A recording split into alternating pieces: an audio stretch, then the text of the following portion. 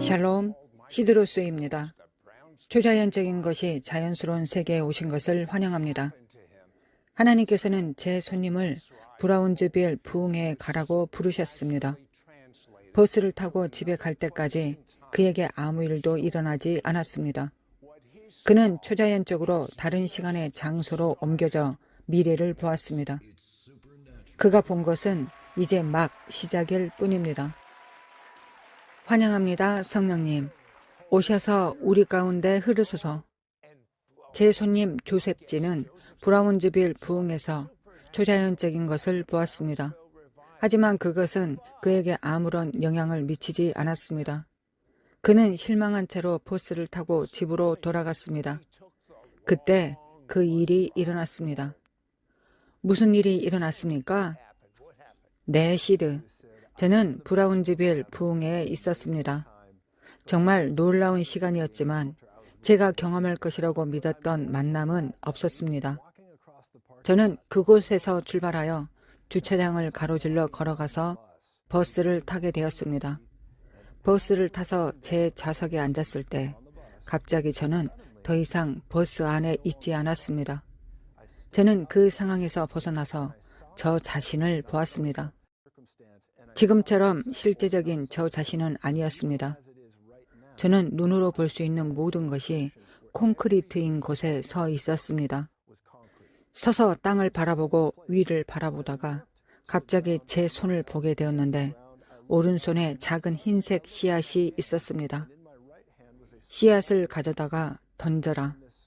내 앞에 던져라. 그것을 던져라고 말하는 음성과 같은 촉구와 영감을 받았습니다. 저는 그렇게 하기 시작했습니다. 팔을 뒤로 젖히고 이 씨앗을 던졌습니다. 작은 씨앗이 공중으로 솟아올랐다가 갑자기 떨어졌는데 몇 톤의 힘으로 떨어졌습니다. 그것은 땅에 부딪혔고 콘크리트는 원뿔 모형처럼 터졌습니다. 그것은 깨졌고 흙이 가운데 날아올랐고 제 앞에 거대한 분화구가 생겼습니다. 너비가 20에서 30피트 이상은 되었을 것입니다. 제가 이것을 살펴보고 있는데 갑자기 한 음성이 제 안에서 울려 퍼졌습니다. 너의 말은 사람들의 마음에 닿을 것이다. 저는 그런 일이 일어나고 있다는 것을 깨달았습니다. 주님께서는 사람들의 마음이 하나님의 것에 너무 굳어지고 무감각해질 때 계시적인 말씀이 그들을 깨트리고 그들의 상황에서 벗어나게 할 것이라고 보여주셨습니다. 파수꾼, 참된 설교자, 미래에 일어날 일에 대한 예언적 목소리가 되라는 제 삶에 대한 하나님의 부르심을 깨달았습니다. 사람들이 제대로 듣지 않는 날이 올 것이기 때문입니다. 네, 알겠습니다. 처음으로 돌아가서 어린 시절과 당신의 가족에 대해 조금 말씀해 주십시오. 네, 시드. 저는 아주 어렸을 때 목장에서 자랐습니다. 가족 중에는 부동산에 관심이 많은 사람들이 있었는데 여러 가지 일을 했습니다. 할아버지는 부동산 일에 매우 뛰어난 분이셨습니다. 제 생각엔 주님으로부터 어떻게 해야 할지에 대한 직감을 받았던 것 같습니다. 반대편 가족은 하나님을 믿지 않는 사람들이었고 유산을 쌓고 가족을 꾸리는데 매우 열심히 있었습니다. 저는 이런 환경에서 자랐습니다. 네, 당신의 어머니와 할머니 두 분 다 깊은 신앙심이 있었다고 했는데 그들은 예언적이었습니까? 네, 예언적이었습니다. 그들은 환상을 보았고 꿈을 꾸었습니다. 그러한 것이 제 어린 시절의 일부를 차지했습니다. 9살 때 부모님이 헤어지셨습니다. 아버지는 어머니와 헤어져 목장을 운영했고 어머니는 주님을 믿는 분이셨습니다. 이 시기에 저는 아버지의 목장에 있었고 들판에서 일하고 있었습니다. 제가 40마일이나 떨어진 곳에 있었는데 갑자기 나무 위로 부는 바람처럼 제 목소리가 들렸습니다. 제 목소리가 나무 꼭대기 위로 메아리처럼 울려 퍼지는 것을 들었습니다. 그것은 너무나 뚜렷했고 여러 번 반복되었기 때문에 제 아버지가 저를 부르시는 줄 알았습니다. 저는 ATV 사륜 오토바이에 올라타 집으로 돌아왔고 아버지께 왜 부르셨어요? 무엇을 원하세요? 일하고 있었는데 부르셨잖아요. 라고 말했습니다. 아버지는 나는 너를 부르지 않았다. 일하러 돌아가라고 하셨습니다. 이런 일이 제 삶에서 계속 일어났습니다. 한 가지 일이 다른 일로 이어졌습니다. 무언가를 감지할 수 있었고 사람들에 대한 무언가를 알게 되었습니다. 하나님께서 사람들에 대한 무언가를 보여주시기 시작하셨습니다. 제 마음을 예수님께 진심으로 드리고 나서야 그것이 주님이시라는 것을 알게 되었고 그것이 하나님의 말씀으로 발전하기 시작했습니다.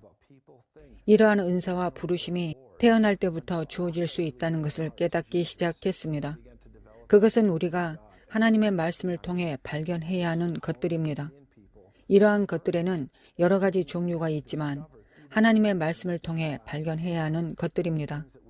저는 그것을 제 삶에서 찾았습니다. 네, 당신은 어린 시절에 납치당했다고 말했습니다. 그것에 대해 설명해 주십시오. 네, 시드. 제 가족 중 한쪽은 제가 하나님의 어떤 일에도 참여하는 것을 원하지 않았습니다. 그들은 그것을 완전히 거부했습니다. 저의 조부모님과 어머니가 어느 날 모여서 좋은 아이디어를 생각해냈습니다.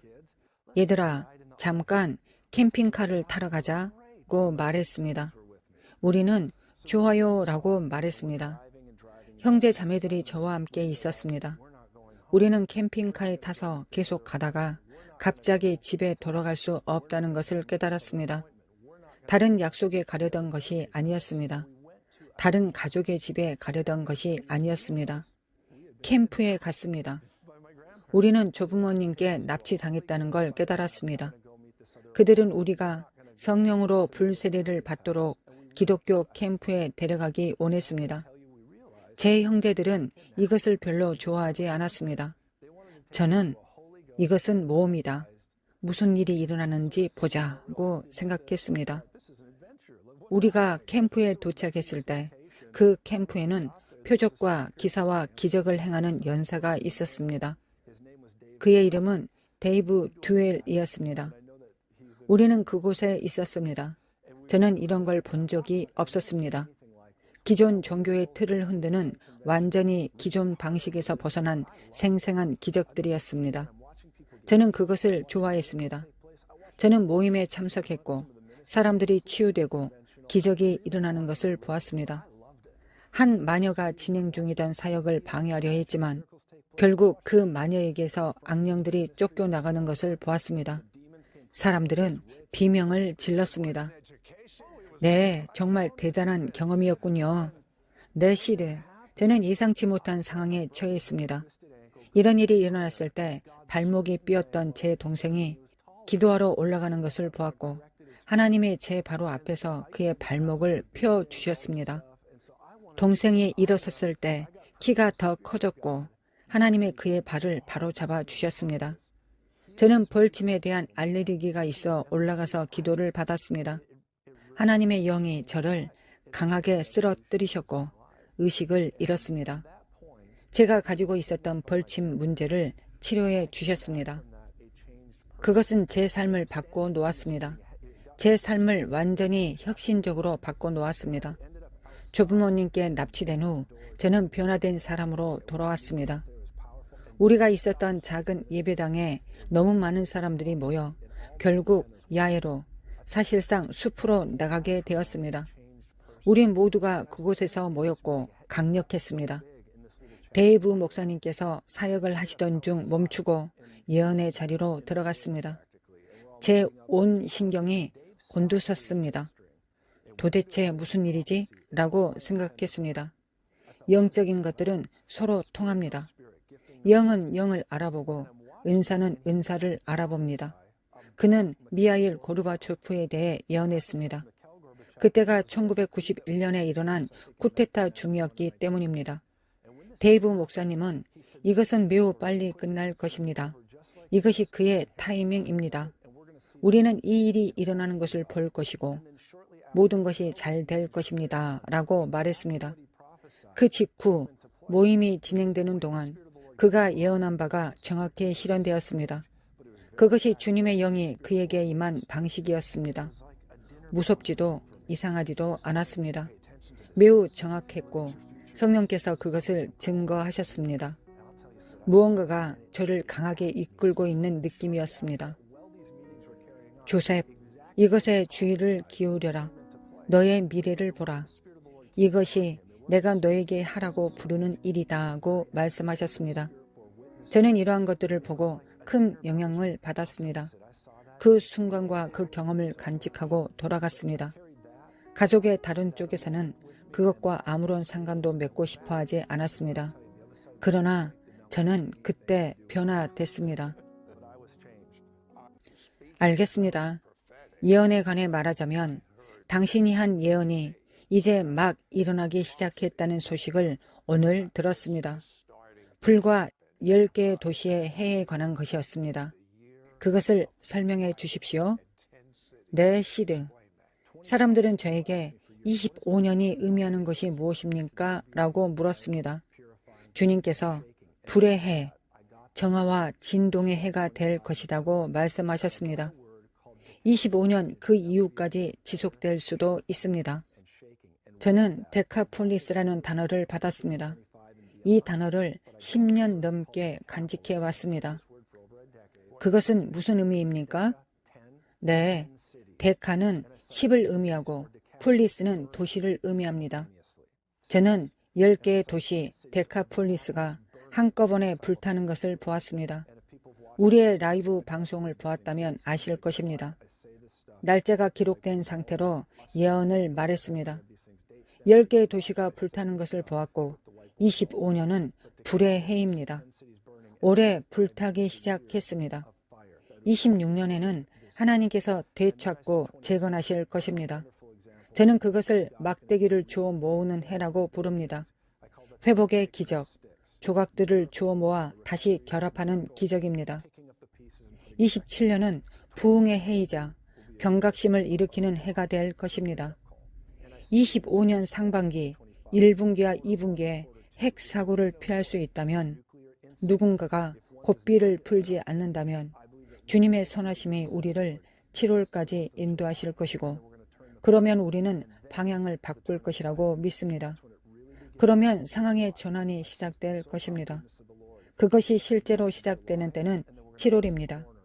저는 그것을 매우 강하게 느낍니다. 제가 기도해온 것입니다.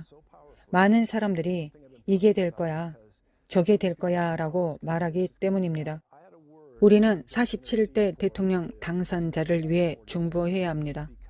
저는 7월 13일 아침 귀에 총을 맞는 암살 시도가 있기 8시간 전에 양치기가 맞는 것을 보았기 때문입니다. 우리 라이브 시청자들이 그 자리에 있었고 저는 소리쳤습니다. 전 세계에서 총성이 들리는 것을 봅니다. 전 세계에서 들린 총성은 양치기를 치려는 시도뿐만 아니라 우리가 예언한 바에 따르면 대중의 각성을 일으켜 모든 것을 전진시킬 것이라는 것입니다. 그래서 그 총성이 전 세계에 들린 이후 이 대중적인 사건은 미국과 열방의 폴 리비어의 경종과 같은 일이 될 것이었습니다. 그 순간에 하나님께서 미국을 구하셨다는 것을 보여주셨습니다. 우리는 아직 숲에서 나오지 않았습니다. 우리는 아직 불에서 나오지 않았습니다. 하지만 그것은 전환점이었습니다. 이제 1분기와 2분기를 지나 7월에 이르러야 합니다. 저는 봄과 그 이후의 꿈을 꿨습니다. 우리는 버스를 타고 산 기슭을 지나 도시로 향하고 있었습니다. 산 기슭을 지나면서 바깥을 내다보며 제가 있는 환경을 파악하려고 했습니다. 도시를 보았고 산 기슭을 보았습니다. 저와 함께 이 버스에 탄 모든 승객들을 알아보았습니다. 버스 안에서 갑자기 큰 비극이 일어나려 한다는 것을 깨달았습니다. 매우 무서운 일이 일어나려고 했습니다. 모두가 그것을 알고 있었습니다. 마치 경보가 울린 것 같았습니다.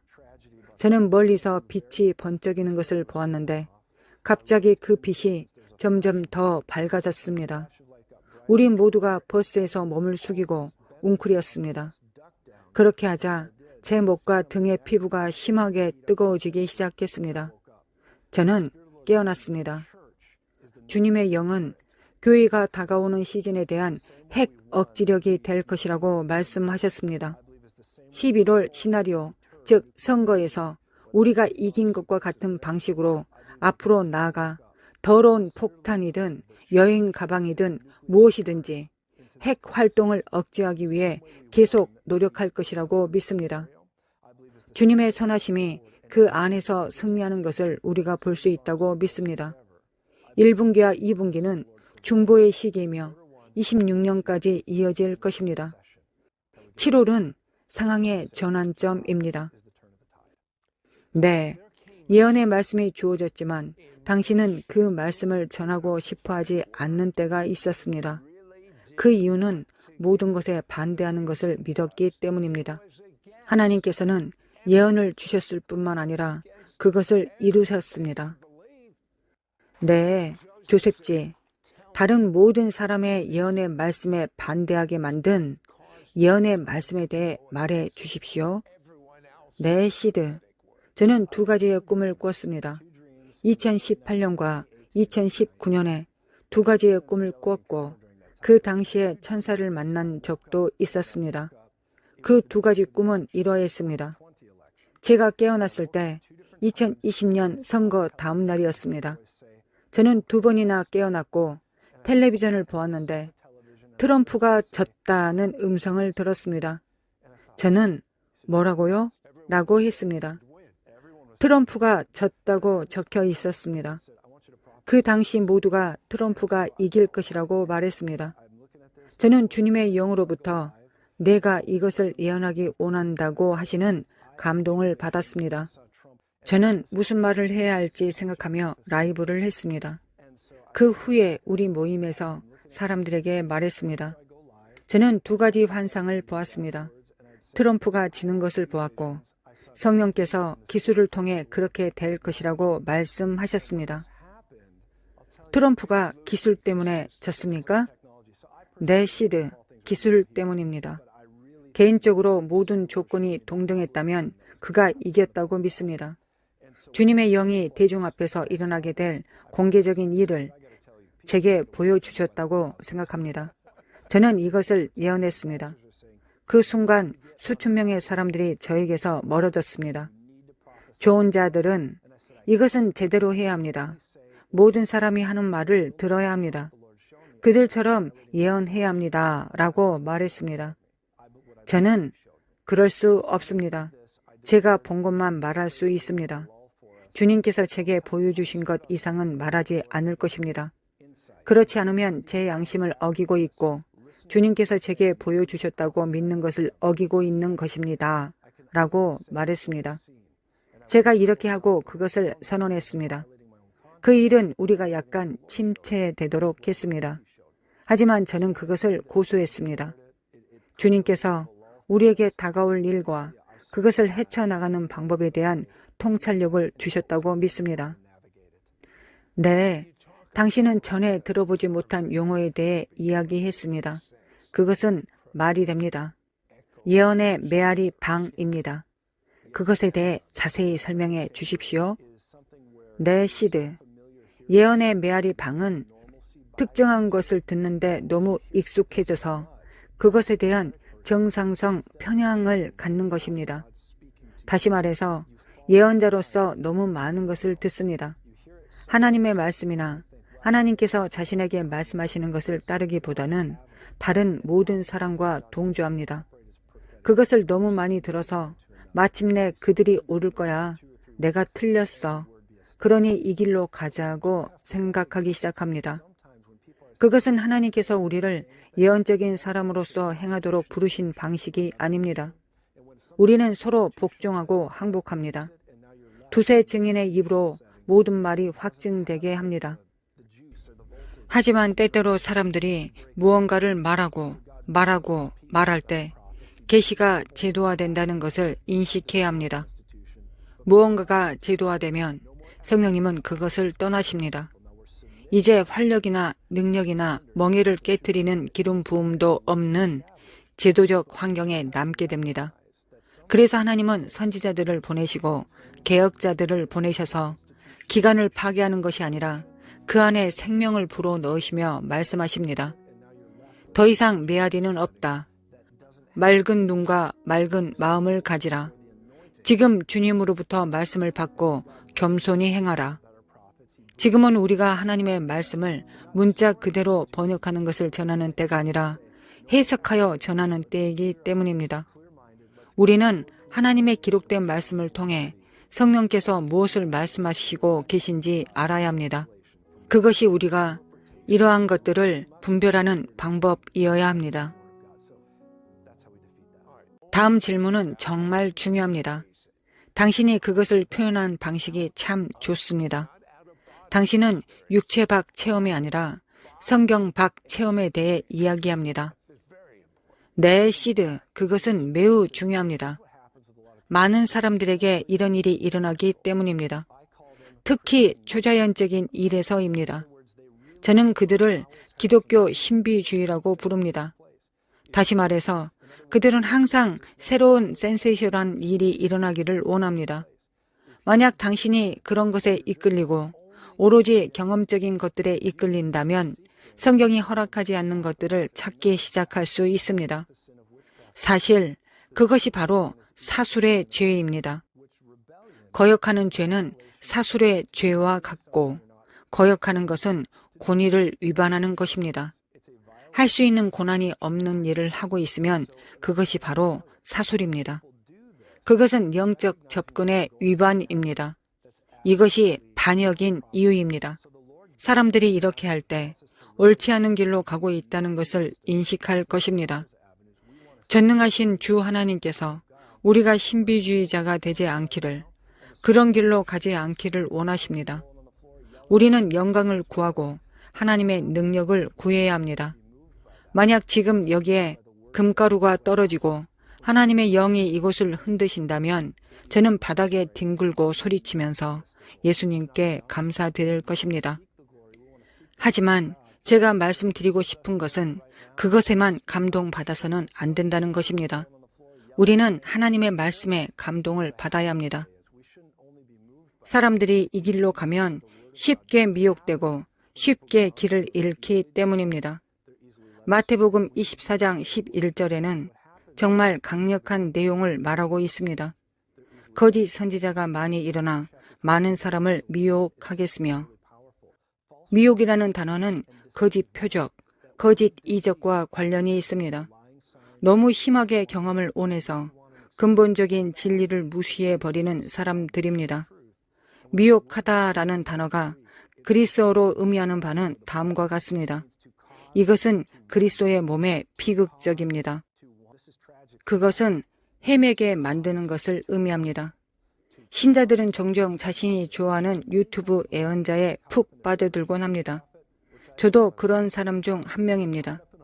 사람들은 이런 것들에 푹 빠져드는데 문제는 그 다음으로 센세이션한 것을 원한다는 것입니다. 예언 중독에 걸렸습니다.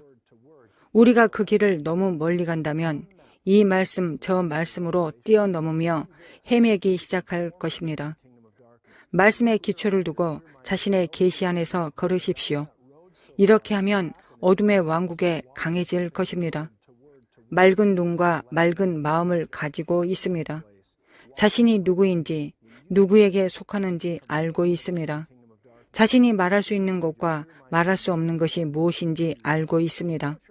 이것을 통과하면 더 이상 속지 않을 것입니다. 조셉, 카메라를 바라보면서 하나님께서 기도하라고 하시는 대로 기도해 주십시오. 내 시드, 지금 당신의 삶에 하나님의 임재를 말씀드립니다. 당신을 묶어두었던 족쇄, 당신을 묶어두었던 중독, 당신의 삶에 닥친 두려움과 불안 또는 거부감, 주님께서 말씀하십니다. 이제 나를 보라. 잠자는 자여 깨어서 죽은 자들 가운데서 일어나라. 너의 방문의 때가 되었음을 알라. 보라, 내가 속히 오리라. 내 보상이 함께 온다. 나는 처음과 마지막이요. 이제도 있고 전에도 있었고 장차 올 자요 전능한 자라. 나는 너에게 보상을 줄 것이다. 이 시즌에 할 일이 많다. 내가 너를 불렀고 너를 지명하였고 너를 준비시켜놓으라. 너는 내가 가진 것이다. 너는 내 무기이다. 너는 내 자녀이다.